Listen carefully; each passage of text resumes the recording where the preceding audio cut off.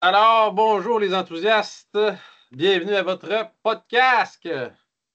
Aujourd'hui, on vous parle d'une distillerie de Douglas Lane, une distillerie récente et peu connue de Douglas Lane, euh, Strathern, Strathern, pour ceux qui doutaient de ma prononciation un peu un peu arbitraire ou comment dire hasardeuse, là. Douglas Lane, je pense que les gens connaissent ça en général là, pour les Original Malt, hein. Ceux qui ne connaissent pas ça, je vous invite très fortement à vous renseigner sur le sujet. On reconnaît beaucoup là, les fameux Big Pete, les Scallywag, Timorous, Rock Island, épicuriennes qui représentent chacune une des régions, là. Big Pete, naturellement, c'est Isla. Scallywag, on parle de Speyside. Timorous, c'est les Highlands. Pardon, oui, les Highlands, mais avec un H, là, peut-être que je le prononce mal, parce qu'après ça, on a les Rock Islands qui sont les îles, là, Highlands, et Épicuriens qui sont les Lowlands, c'est ça. Puis il y a certaines gammes autres un petit peu plus particulières. On parle de Old Particular, c'est comme l'embouteillage indépendant là, qui vont chercher des fûts d'autres distilleries pour les embouteiller. On a Extra Old Particular, les XOP qui sont un petit peu plus haut de gamme, là, qui coûtent un petit peu plus cher. D'ailleurs, on en jasait un petit peu avant la discussion. Puis je trouve personnellement que c'est une très, très belle, on a dit distillerie, mais c'est pas ça, c'est un embouteilleur indépendant. C'est un très beau embouteilleur indépendant pour les hauts de gamme, un peu comme Gordon MacPhail, quand on arrive avec un très bon budget. Si j'ai 1000 $ à claquer sur une bouteille, j'ai le goût de regarder du XOP ou du Gordon MacPhail. Moi, en tout cas, personnellement, je trouve que ça fait du très beau stock dans le très haut de gamme. Euh, Distillerie qui a été acquise par Douglas Lane, on rappelle, Strathern, Yep. en 2019, là, et qui se situe dans les Highlands, capacité d'autour de 100 000 litres à 140 000 litres annuels. Et bon, produit inaugural qu'on a aujourd'hui avec nous. Moi, j'ai un échantillon d'ailleurs, gracieuseté de Martin. Merci beaucoup. Merci, ça fait plaisir, ça fait plaisir. Euh, dont les specs sont assez intéressants.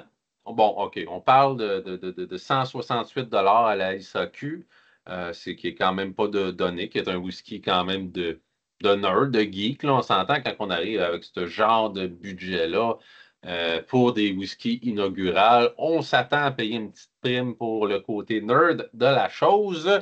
Que j'assume, mais j'assume aussi que les gens ne sont pas nécessairement habitués de courir les inaugurales là, en général dans le monde du whisky. Je comprends ça.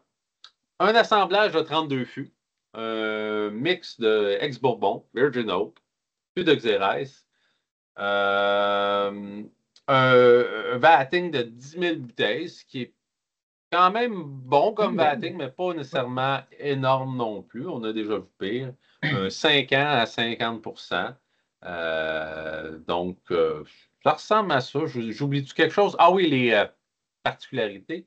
Euh, c'est quoi Parce que, tu sais, on voit qu'ils ont comme mis l'accent sur la fermentation dans cette édition-là, qui est supposément très longue, à 144 heures. Ouais. Joe, Ouais. tu es plus expert que nous autres au niveau technique. Ça veut dire quoi, ça? Ben, 144 heures, c'est 6 jours. Fait que, oui, c'est un peu plus long dans le niveau de la fermentation. Quand tu étires un peu plus la fermentation, souvent, on va aller chercher un peu plus dans le côté fruité, là, au niveau du ferment. Ça aide. Là, dans le fond, les premières journées, la levure a beaucoup de sucre là, à consommer. Puis, mais quand on arrive sur la fin, parce qu'il y a des distilleries qui fermentent en 3 jours à peu près, là, même un peu plus rapide que ça des fois, là, mais généralement 3 jours, 4 jours, c'est une bonne moyenne, je dirais, là, dans les distilleries d'Écosse.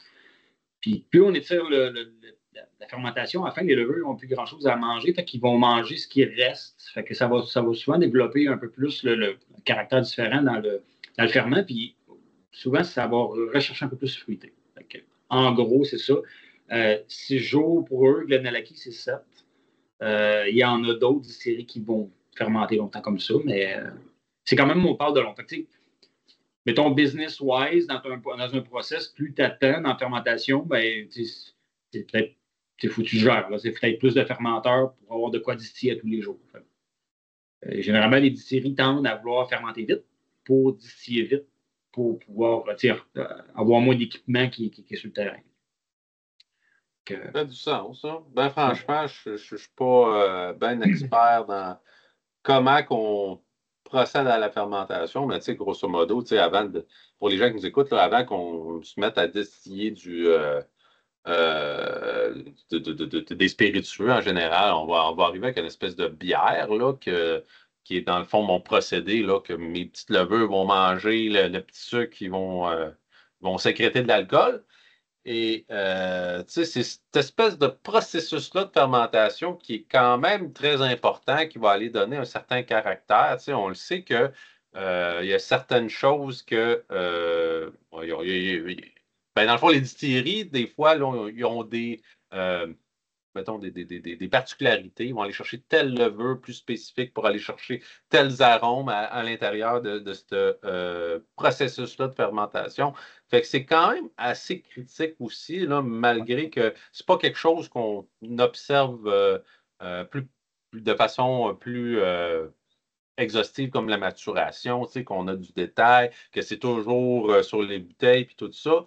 Mais ça a quand même son importance dans le procédé là, de fabrication du whisky à ne pas négliger parce que ça donne souvent un peu l'ADN aussi de la distillerie après ça qu'on connaît, hein, le type de levure, la façon qu'on fait fermenter ça, puis la façon qu'on va aller créer notre espèce de bière avant de la distiller.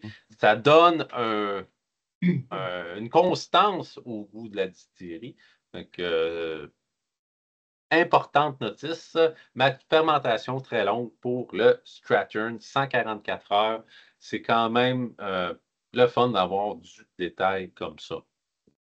Il y a un autre fait encore pour ajouter à la spécificité ce produit-là. Je vous lisais sa boîte qui disait que c'est sinon une des seules distilleries à utiliser le Maris Otter Malt, qui apparemment est une sorte de malt qui servent en brewing. Oui. Apparemment très peu utilisé maintenant aujourd'hui dans la fabrication du whisky ou même encore, je ne sais pas si c'est très peu utilisé dans la fabrication de bière, mais je ne sais pas pourquoi que c'est un type d'orge qui est presque plus utilisé. Il devait y avoir quelque chose qui ne marchait pas pour la fermentation ou quoi que ce soit, mais eux autres ont continué de l'utiliser. Alors, on a un produit peut-être un peu spécial, encore plus au-delà de la longue fermentation. Puis ouais. Ben, c'est les bières style anglaise, c'est très utilisé. Là. OK. Je ne sais pas vous qui disent que c'est rare parce que c'est comme. Dans le domaine de la bière, c'est comme un standard. C'est comme un standard. Là, okay. C'est sûr que là, on ne parle pas de comment il a été malté. Là, parce que dans le fond, tu peux prendre ce malt-là puis après ça, le malter à différentes températures pour faire du chocolate malt. Ben, pas de chocolate, c'est quand il est torréfié, mais faire du Vienna, il y a vraiment plein de sortes de le caraméliser avec la chaleur pour lui donner une twist. En gros, mettons, faire une bière rousse. C'est un peu ça. Là. On va aller chercher du malt un peu plus, qui a été cuit un peu plus. Puis, mais le Maris Otter, il est quand même très populaire dans les bières. Il y a une bonne amertume d'habitude dans les bières. Juste le malt. C'est sûr qu'on ne parle pas de houblon, mais juste le malt comme tel, il vient avec son amertume à lui. En whisky, je ne sais pas s'il est tant utilisé que ça. Ben, ça dit une des seules à utiliser le Maris Otter Malt, là, de ce que j'ai. Je ne sais pas pourquoi, mais en whisky, ça doit être pas tant fréquent, mais clairement, c'est une sorte qui est quand même de nom qui est censé vouloir dire quelque chose au monde qui connaît ça. Là, fait que, c'est un nom qu'on donne comme ça, là, qui est censé vouloir représenter quelque chose. Fait que j'imagine que pour le monde qui sont dans l'industrie, ça doit vouloir dire quelque chose. Mais pour nous, dans le whisky, effectivement, c'est pas. C'est rare on voit ça. Hey, j'utilise du Maris Otter Malt. Donc, c'est pas instinctif là, qu'on fait comme OK, oui, c'est vrai, on arrive avec des arômes X parce qu'on a utilisé telle sorte de malt. Là, à un moment donné, on focus sur qu'est-ce qui est plus dominant en termes de ce qui donne comme saveur, la maturation, puis toutes ces choses-là. Mais les sortes, oui, c'est important, mais ça reste dans le caractère prédisposition aussi. Puis des fois même que c'est un peu secret industriel, puis que c'est pas nécessairement dit non plus, là. La spécificité de ça, quand tu regardes, ça dit vraiment le Maris Otter Malt, which produces a delicieux creamy malty new make spirit.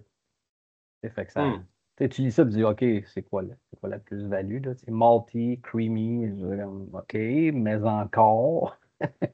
C'est-tu parce qu'ils ont la disponibilité de ça très proche qu'ils l'utilisent ou c'est en même temps? Ouais.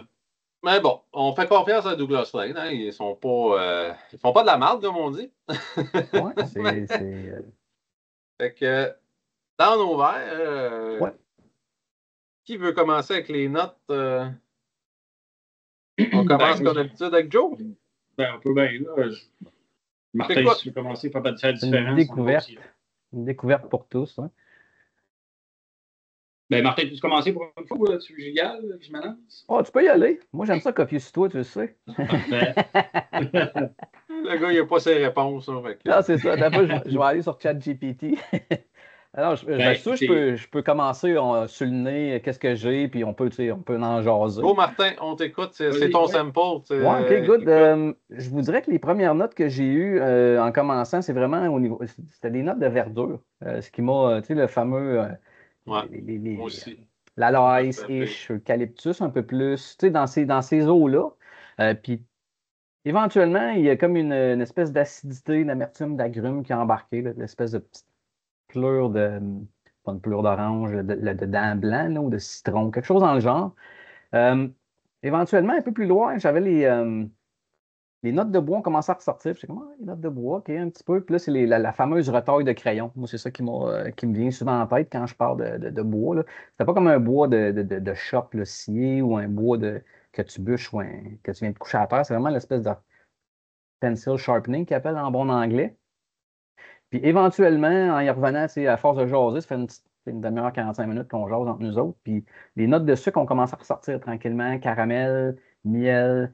Puis même à la fin, quand j'ai ressenti la dernière fois, je me suis marqué une petite note, barbe à papa-esque. En voulant dire, y a-tu comme un genre une espèce de petit côté barbe à papa-ish? Mais ça, c'est peut-être un peu far-fetched. Fait que c'était pas mal mes notes du nosing. Vous autres, je ne sais pas si ça ressemble un peu à ça ou on va avoir deux teams à soir.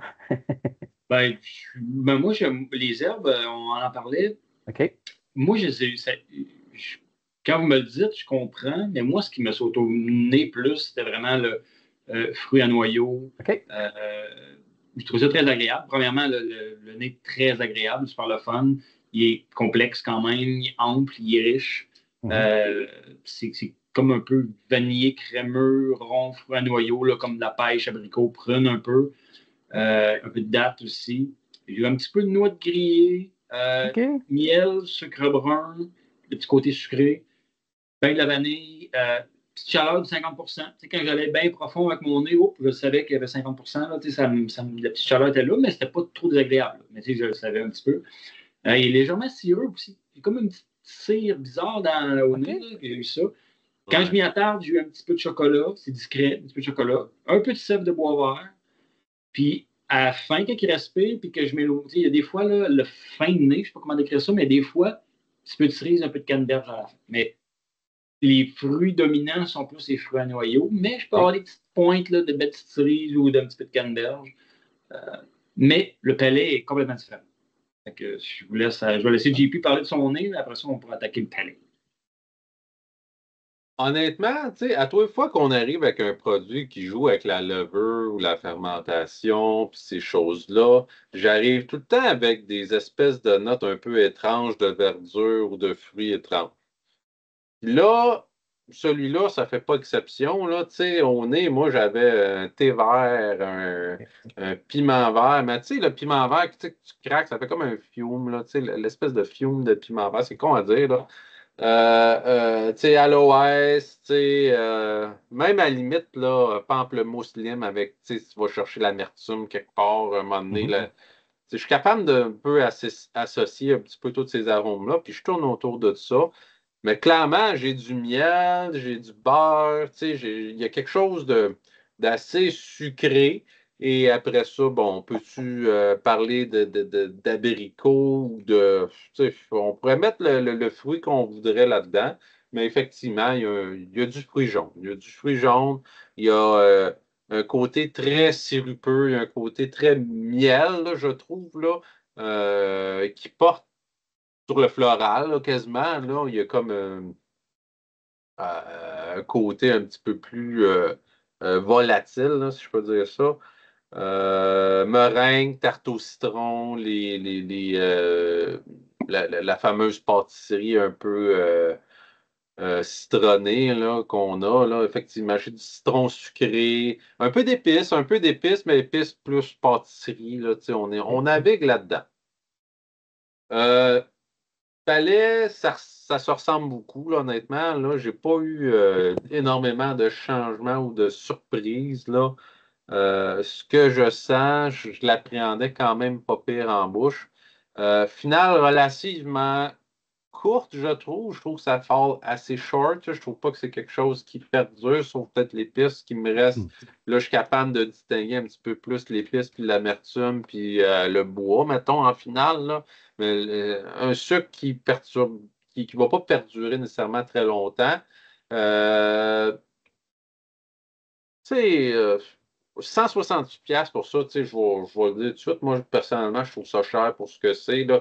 Si je mets en dehors tout l'aspect geekable du côté inaugural de tout ça, je comprends ça, là, que ça prend à un moment donné des produits que tu sors pour dire où est-ce que tu es rendu, puis faire geeker le monde, puis rentabiliser un petit peu la shop. Puis j'adhère à cette façon de faire-là aussi. Puis tu sais, je ne suis pas la première fois que on fait l'exercice des inaugurales de certaines distilleries.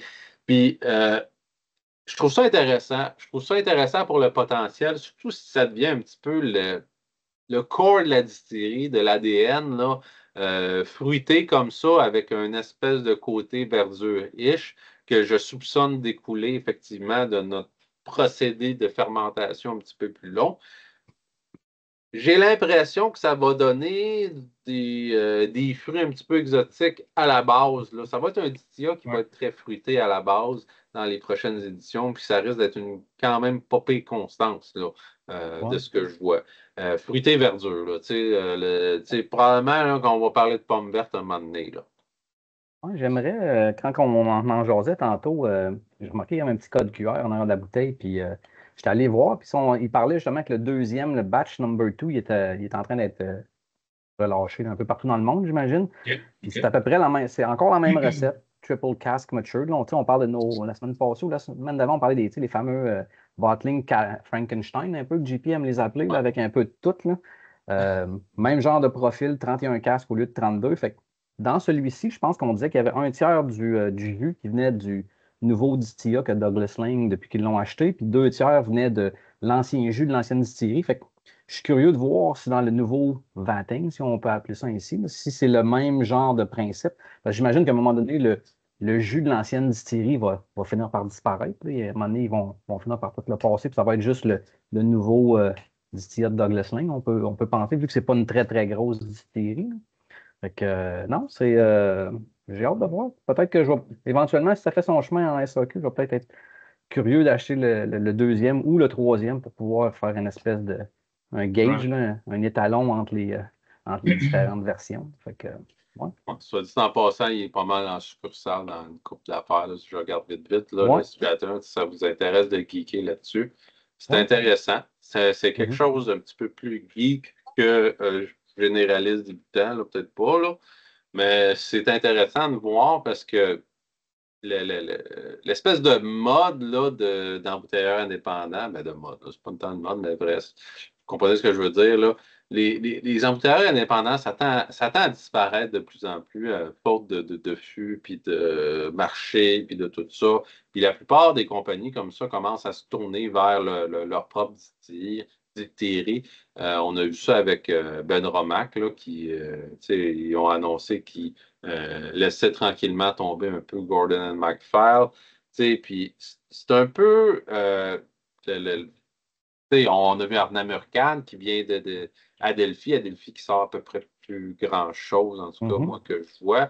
On pourrait en nommer une coupe, puis c'est à peu près la norme dans le marché. Les gens se rendent compte qu'il y avait une opportunité de marché quand il y avait de l'over de production, mais là, les distilleries ferment, cessent, diminuent leur production. La demande est moins là. Avec l'augmentation du coût de la vie, on a frappé vraiment un mur assez élevé dans les augmentations de prix. Et le temps que ça redescende puis que tout se replace, je pense que économiquement, de point de vue à faire, c'est quand même la bonne chose à faire aussi pour survivre à cette espèce de pénurie là, d'un peu de tout, là, de commencer à travailler sur un procédé de distillation comme ça, puis voir à long terme, voir qu'est-ce que ça peut donner pour les prochaines années, parce qu'on s'entend, le vrai potentiel de la distillerie, c'est pas quand que le distillat il y a 5 ans là, qu'on va vraiment l'avoir, donc ça peut prendre encore plusieurs années, puis ça laisse du temps au jus de maturer, puis d'avoir un produit à un moment donné, être capable de sortir qui fait du sens, là. Fait que passer au travers cette espèce de période-là pendant qu'on laisse maturer nos fûts puis qu'on ne vend pas grand-chose ou qu'on donne des petits vatings de 10 000 bouteilles, ça fait très du sens là, au niveau de la survie de la distillerie d'un point de vue économique, là. Les grandes, j'imagine qu'il y a un certain protectionnisme de la marque aussi. À un moment donné, comme on parlait souvent, moi j'aime bien le Kaolila en indépendant. Là. Et puis toi, le Kaolila 12 ans, il arrive en SAQ, mettons. Là. Puis là, tu goûtes, il me semble qu'en indépendant. Le monde sont plus portés quasiment à acheter ce qui vient de l'indépendant. Fait que je pense qu'il y a peut-être certaines distilleries qu'on voit peut-être de moins en moins en indépendant, parce que justement, ils veulent C'est sûr. protéger leur marque de commerce. Là. C'est un peu normal. Ça a toujours été un peu le cas, là. C'est pour ça qu'ils changeaient tout le temps leur nom. Ils ne veulent jamais vraiment se faire associer avec ce qu'ils ont vendu à l'autre. Puis on a vu ça, des teaspooning, puis des choses comme ça. Là, c'est pas pour rien là, que ça existe. Là. Toi, Joe, tes notes de palette, as-tu quelque chose sur ça? Ben moi, j'ai trouvé plus différent un petit peu au palais. J'ai trouvé un peu plus herbacé, un peu plus conifère, sève. Moins rond, moins sucré un peu que j'avais au nez, mais quand même bien. Là. Il y avait une mini pointe de soufre que j'avais vu, mais c'est pas beaucoup. Vanille, gingembre qui revolait. J'avais céréales au miel quand même, là, du côté céréalier, genre Cheerios là, au miel et au noix que j'avais eu. Il y avait une petite amertume qu'il n'y avait pas tant au nez, que la fruitée était comme... l'amertume était fruitée un peu, puis un peu chocolatée aussi. C'était un petit côté chocolat que j'avais eu en bouche. C'était quand même discret, mais était quand même là. Du fruit confit, mais la texture, vraiment une belle texture. C'est très, très crémeux, très huileux. La texture n'était pas poche. Ça, j'ai bien aimé. J'avais un peu de poivre, c'est la finale. C'était pas une finale bien longue puis bien intense, mais une belle petite finale, un peu de poivre, un peu de gingembre, avec un peu de céréales. Finale qui passe correct. Là, c'était pas poche, c'était pas super intense. Personnellement, c'est un whisky que je trouve très approchable, très agréable, facile à boire, assez complexe pour s'y attarder, mais pas trop pour être jeté à terre. Moto, je trouve le 168 un peu raide, surtout. Ben, c'est sûr que là, c'est vraiment un single malt d'une distillerie. C'est pas un embouteillage, il n'est pas vendu comme un embouteillage indépendant, il est vraiment vendu comme un core range, ben pas un core range, mais un produit d'une distillerie. Oui, c'est inaugural, fait que c'est peut-être pour ça que nécessairement on est le plus cher, c'est un peu plus geek, comme disait JP, là, son expression est bonne. Je dirais qu'un produit à 100 peut-être même 120, j'aurais fait comme moi, c'est bien, le prix est bon. 168, un peu plus cher. Ouais. Mais il n'y a pas de faute. Il n'y a pas de faute dans le produit, il n'y a pas de négatif à dire du tout. Moi-même, à l'inverse, je trouve que c'est bon. Je suis content d'avoir goûté, je suis content d'avoir vu c'est quoi. Ça donne le goût de voir la suite. Je pense que comme JP un peu, on va être dans un DTO, dans un profil quand même fruité, mais avec un petit quelque chose, une petite signature, mais on n'est quand même pas un champ gauche à la Boonaben ou non il y a quand même un certain. On reconnaît un peu. Je ne veux pas dire qu'on reconnaît, mais je veux dire, on n'est pas dans quelque chose de très champ gauche. Non. Pourtant, c'est quand même une distillerie. Je lisais un peu dessus là, dans mon Wikipédia sur cette distillerie-là. C'est une distillerie qui est quand même un peu expérimentale. C'est une distillerie de la grosseur qu'elle a. Douglas Lane, ils ont fait pas mal de tests avec ça. Puis même avant Douglas Lane aussi, là, les anciens propriétaires, ils ont essayé de produire dans des barils du bois de cerise. Ils ont essayé pas mal d'affaires. C'est des choses qu'on ne peut pas appeler du scotch parce que pour que ça s'appelle du scotch, il faut que ça soit vieilli dans du chêne. Exact. Mais c'est ça, ils ont quand même essayé là, plein d'affaires. Là. Fait que c'est comme un peu artisanal, mettons, là, comme cœur de distillerie, comme âme. Douglas Lane l'ont ramassé, ils ont changé un peu l'idée, mais ça reste que c'est un produit qui est. Moi, j'ai adoré. Je trouve juste le 160 un peu plus raide, mais ça promet, je pense, pour le futur. Là, si on a des beaux petits core range intéressants, peut-être un DCA qui va être pas mal bon dans tous les genres de casques, d'après moi. On n'aura pas. C'est un peu plus de caractère et de mordant que du Glenmorangie, mettons. C'est moins juste trop facile. Il y a un petit caractère derrière ça. Mais on est quand même dans le fruité de base. C'est une espèce de pomme un peu crasseuse, un peu qui a commencé à fermenter, avec une coupe de fruits comme ça, là, un peu verger, fruits noyaux, fruits blancs, avec un petit punch. Puis là, tout dépendant dans quel casque on va le mettre, après, ça va évoluer. Donc, c'est intéressant. Je pense que ça va être bien. Ouais, tu as raison. C'est intéressant. Étant donné que c'est ça, il y a 3 types de fûts. Le fameux malt qui est différent, la fermentation qui est plus longue. Il y a comme on parle souvent de l'aspect geek, là, quand on est rendu là, on geek. Je suis capable de reconnaître un peu le profil de ce baril-là, de ça, de ça. C'est vrai que 168 moi, c'est ça, je suis en voyage à Québec, j'étais peut-être un petit peu enthousiaste. Là, je rentre dans les SAQ sur Laurier, puis je vois ça, je suis comme, hey, ça me prend ça. C'est quelque chose qu'on pourrait geeker. Mais en bouche aussi, je vous suis un peu partout. Là, moi, j'avais marqué verdure, une espèce d'aloès épicé. C'est un peu étrange. C'est rare, j'achète ça en magasin. Là, mais un petit côté cayenne, chaleur. Je ne sais pas si c'est Joe ou Nico qui parlait de le poivre vert, peut-être, qui donne une certaine chaleur. Là. Amertume chocolaté un petit peu. J'avais une référence au niveau du vert, une espèce de. Des fois, je me fais des thés matcha avec de la poudre de matcha. Là, c'est très vert, mais ça n'a pas l'intensité, je vous dirais, de la poudre de thé de matcha, mais c'est comme si tu l'avais laissé ouvert trop longtemps et il avait perdu son nez un peu.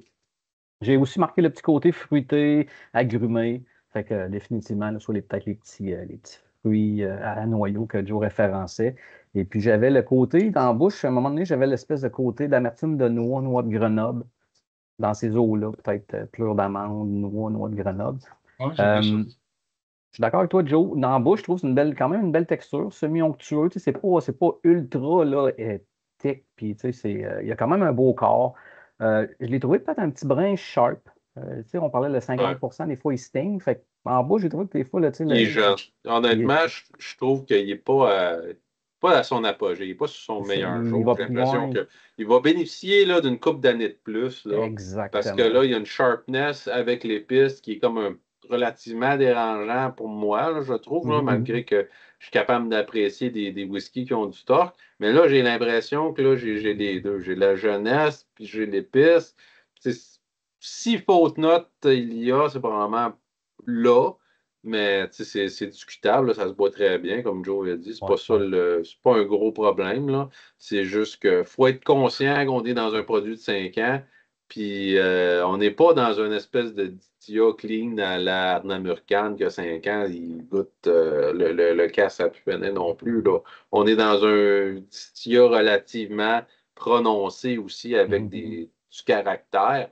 Fait que, on se ramasse avec tout ce qui est épicé, puis tout ce qui vient avec. Fait que, bref, je voulais pas te couper, là, mais tout ça pour dire que l'âge, je trouve qu'il est peut-être un peu pas encore là. Ouais, c'est pour ça. Mais j'ai comme l'impression que pour les prochaines années, étant donné le volume, la distillerie, tout ça, on risque d'avoir probablement plus souvent des small batch ou des trucs comme ça. Avant qu'on ait un vrai core range, là, à moins que ça dit vraiment cette inaugural release, parce qu'ils ont fait un release 2. À un moment donné, on va peut-être voir un Strathern 10 ans, ou un 7 ans, ou un 5 ans, mais pour l'instant, euh, je pense que ça va avoir, comme toutes les nouvelles petites distilleries, sa propre ADN. Je suis pas sûr que c'est un distillat qui va être ultra versatile. Tu sais, comme on dit, mettons, Kaolila, ça se prête à tout. Tu le mets à n'importe quel IB, ça marche bien tout le temps, quasiment, dans n'importe quel fût. Glenmorangie, tu sais, qu'on aime ou qu'on n'aime pas, l'ADN, tu sais, il est versatile, il se prête à peu près à tout. Tu sais, Ouais. c'est pas du gros wow, mais il n'y a pas tout le temps de défaut. Celui-là, tu me dirais, hey, tu boirais ça, mettons, dans un fût de, je sais pas moi, Porto ou Bordeaux, tu sais, n'importe quel vin ou d'autres choses, je serais curieux. Tu sais, je ne sais pas si c'est quelque chose qui va se prêter à ça, étant donné qu'il y a un caractère assez présent. Fait que j'imagine que les gens vont être conscients de ça quand ils vont vouloir commencer à faire d'autres trucs avec, là. Fait que, mais c'est un beau petit produit. Intéressant d'y goûter. Je ne sais pas, tu sais, j'ai pas eu un wow factor, j'ai pas eu une déception. Mais c'est quand même le fun à goûter. Là. J'ai hâte que la bouteille prenne un petit peu d'aération puis qu'elle vieillisse un peu, voir comment que ça va évoluer dans le temps. Mais, Ouais.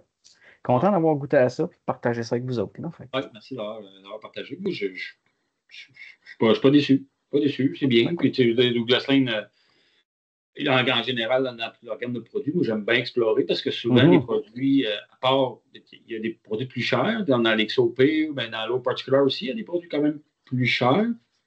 Mais j'aime bien essayer. Moi, dans les provenances, là, il y a des beaux casques là-dedans. Ouais. Euh, il y a des hit or miss aussi des fois. Je ne veux pas dire que c'est tout le temps très bon. Mais comme on a dit, Rose Beastie, il y en a un ici dans les Cheese Cellar, c'est un fût de Madeira. C'est très, très, très bon. Il était quand même plus cher, là, plus dans les Mhm. 150 pièces à peu OK. près. Mais c'est super bon. Gold Run, qui est dans la série plus dans Campbelltown. Excellent. J'en ai plusieurs même. Puis moi, à date, bien content.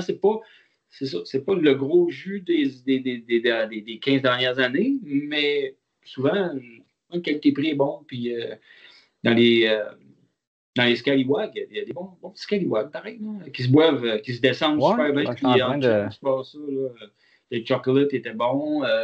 J'en ai un ici là, qui est Speyside. Là, ça se boit de ça. Là, pour vrai, Non, c'est sans des. être dans le gros jus, c'est bon. Tu sais. Fait que là, c'est une série qui, on dirait que c'est un peu dans cet essence-là. Sans être acheté à terre, c'est assez complexe, puis ça se tient assez, puis ça va être très intéressant. C'est Ouais. quoi, je voulais pas. Douglas, ouais, parce que tu sais, ça fait quand même assez longtemps que c'est là, Douglas Lane. On en parlait tantôt je pense que ça fait depuis 1950-ish, là, 48, 49, les deux frères. Là. À un moment donné, il y a une séparation de la business, peut-être différent, Fred d'un bord, puis Hunter de l'autre bord. Mais je pense que du côté de Fred, je pense même que c'est sa fille aujourd'hui. J'ai Caroline ou Catherine dans la tête. Fait que elle, je pense que c'est elle qui commence à prendre la direction de l'entreprise. Fait que je suis curieux de voir si elle va maintenir ce cap-là avec les lignées qu'on connaît, les original malt puis ces trucs-là, ou tu sais, elle va amener son identité, son spin. Tu sais, des fois, il y a un petit renouveau. Tu sais, il y a un danger d'amener du renouveau, trop de renouveau. Des fois, de rester dans les vieux carcans puis de ne pas évoluer aussi, ça peut être un danger. Ouais. Fait que je suis vraiment curieux de voir l'espèce de. Elle va sûrement garder les classiques, mais l'espèce d'identité propre à elle-même qu'elle va vouloir donner à ça, ça va être intéressant. Ouais. Dommage Ouais. qu'on n'aille pas notre vegan à soir. On aurait pu valider le stamp vegan proof, là, sa bouteille. Oui, c'est vrai. Oui, écoute, je me souviens avoir fait un petit article là, pour la page. Là, c'est genre les whisky vegan, les whisky kosher, les whisky, différents types de whisky, là, gluten-free certified. Là, fait que c'est quand même le fun qu'il l'indique sur la bouteille. C'est une belle marque. Comment?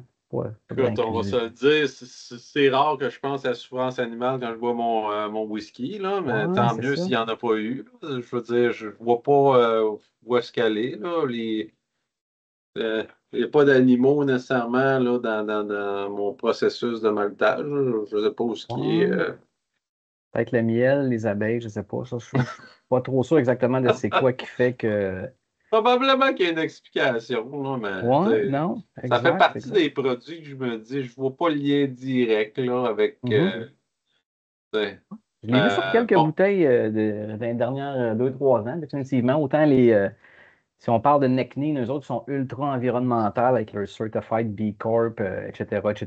Là, il y a comme Ouais. une fierté de mettre quelque chose sur la bouteille. Le marché est tellement dur que n'importe quoi que tu peux faire pour te démarquer ou de Ouais. donner un petit edge à la compétition, ben, Necning, eux autres, c'est toute là, la distillerie qui est qui est énergisée à ouais, l'énergie verte, là, à l'énergie renouvelable, tu sais, fait qu'ils vont exact. toutes.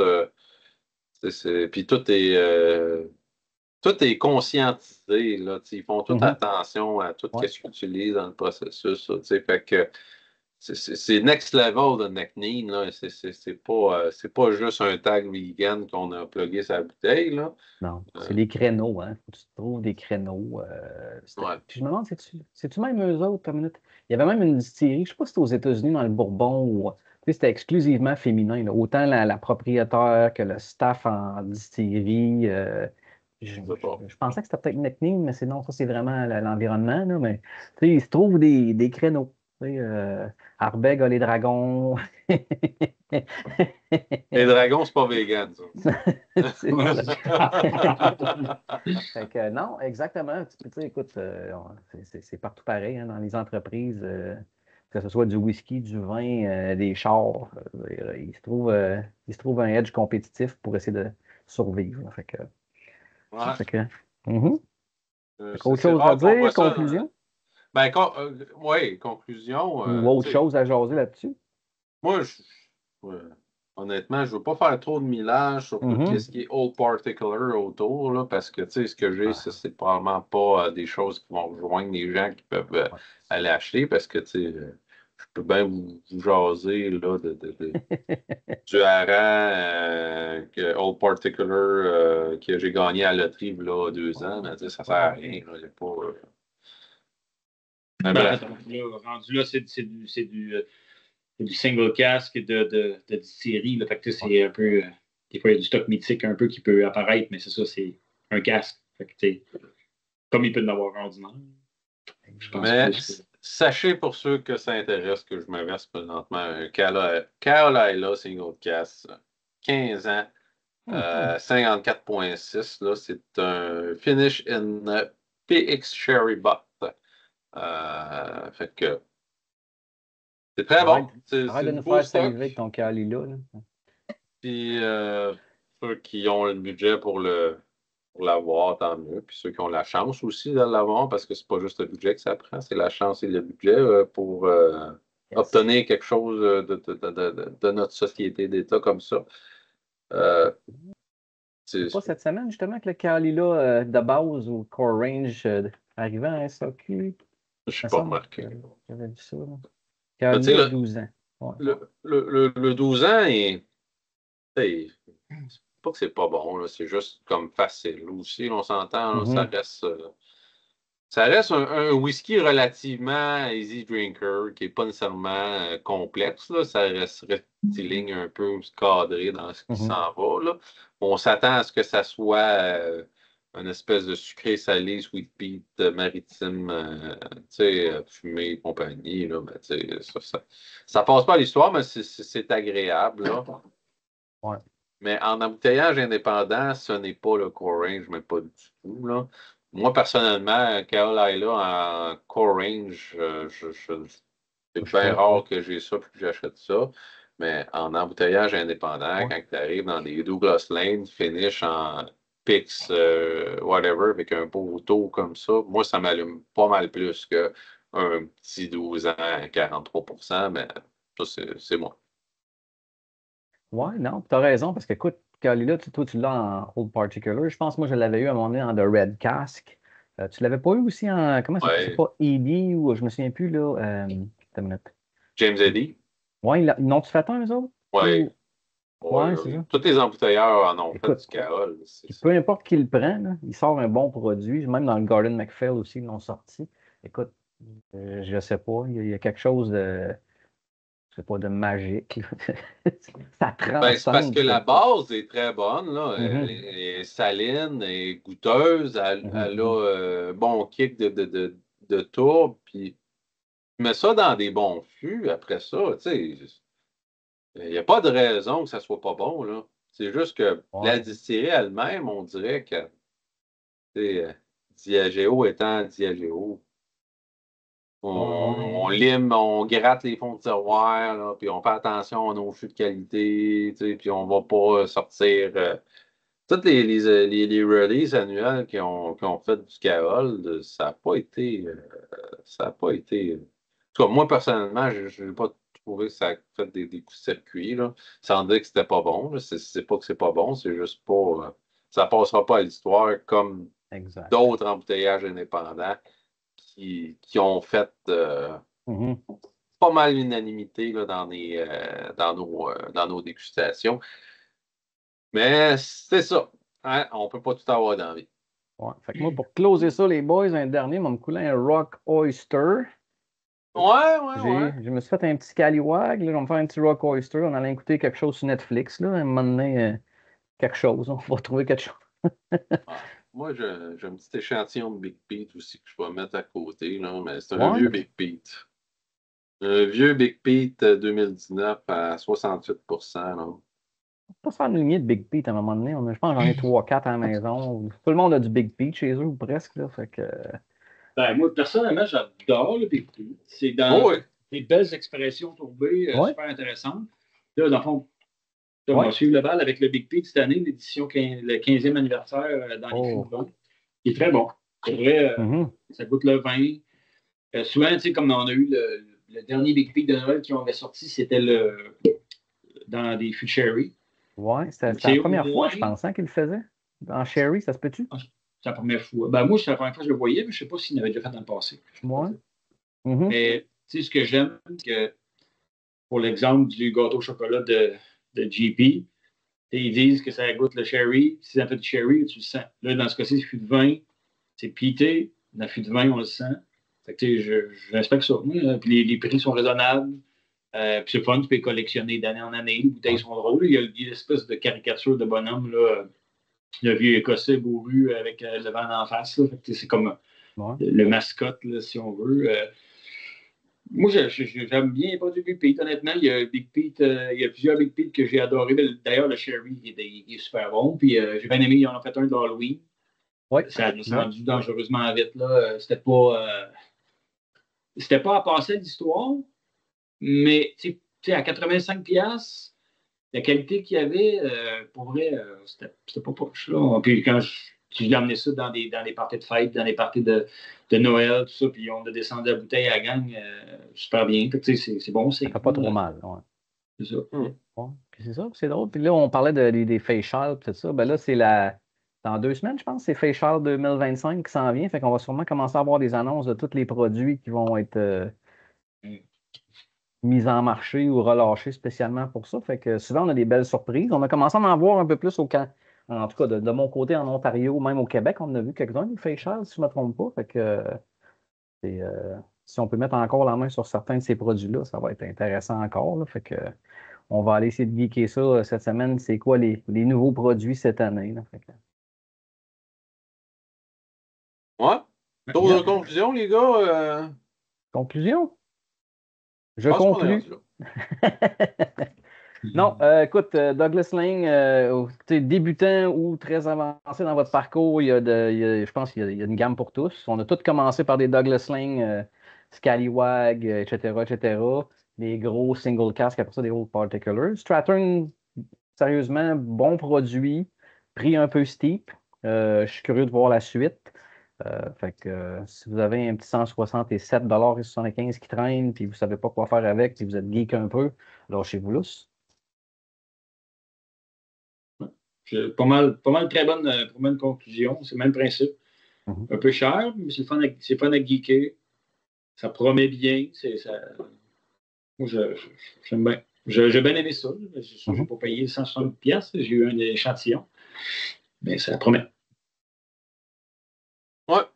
Un peu dans le même sens. Je pense pas qu'il y a grand-chose à reprocher à ce produit-là, Mhm. hormis sa jeunesse, mais bon, c'est une information donnée, on s'en attend. C'est un inaugural chez un gros, on le sait. On le sait que ça va être un produit jeune. Euh, Puis il goûte jeune aussi, là, relativement. Là, comparativement à des Kiloman 5 ans ou des Ardhammer Kent 5 ans, des Lockley 5 ans, on les connaît, les jeunes qui donnent beaucoup pour leur âge. Ici, je ne pense pas qu'on est là. Je ne pense pas que c'est le genre de DCA qui donne beaucoup nécessairement pour leur âge, même qu'il y a quand même une certaine agressivité qui ne peut peut-être pas plaire à tout le monde, là, mais ça reste un whisky très geekable, très le fun pour les nerds de ce monde. Peut-être en raison du mix ex-bourbon Virgin Oak, peut-être qu'il y aurait quelque chose à mieux calibrer là-dedans. Là. Je ne sais pas, peut-être que je dis vague. ouais. Je regarde le vatting, là, puis je me dis, tu sais, ex-bourbon plus Virgin Oak plus Sherry. Je me dis, il y a quelque chose peut-être qui donne trop d'épices là-dedans. Je ne sais pas c'est lequel, mais il y a peut-être un calibrage à faire. Mais whatever. Ouais. On va donner la chance aux coureurs, puis je pense qu'il y a très, très potentiel, il y a très beaucoup de potentiel là, pour cette distillerie-là. Strathern, effectivement, je vais surveiller ça, ce nom-là. Bon. Pour l'instant, je ne dirais pas aller courir, vous en acheter une, mais si vous êtes à la recherche de nouvelles sensations et de choses à explorer, je pense que ça fait très bien la job, malgré que le prix, je trouve ça un petit peu abusé là, pour aller pousser un inaugural comme ça dans la gorge des gens. Là. Je trouve ça... à un moment donné, là, ils savent là, que c'est pas monsieur, madame, tout le monde là, qui vont chercher un whisky de fin de soirée. Là. C'est nous autres, les nerds, les caves, qui vont aller payer ce prix-là. Fait que, tu sais, merci, mais pas merci en même temps. Sur ce, oui. J'espère que vous avez apprécié les enthousiastes. J'espère que vous allez laisser un petit pouce vers le haut si vous êtes rendu à notre conclusion. Du moins, si vous êtes rendu là, c'est déjà pas si pire. On ne doit pas être si plate que ça. Mais sinon, on se revoit la semaine prochaine pour un autre sujet. N'hésitez pas à commenter et à venir nous suggérer peut-être aussi des idées si ça vous tente qu'on parle d'un sujet X. Je suis toujours ouvert aux suggestions et je suis parlable. Mais peut-être moi et Martin, non, c'est pas vrai. Aussi, non, moi, je laisse ça dans mes message requests, je réponds jamais. Sur ce, à la prochaine, les enthousiastes. Prochaine.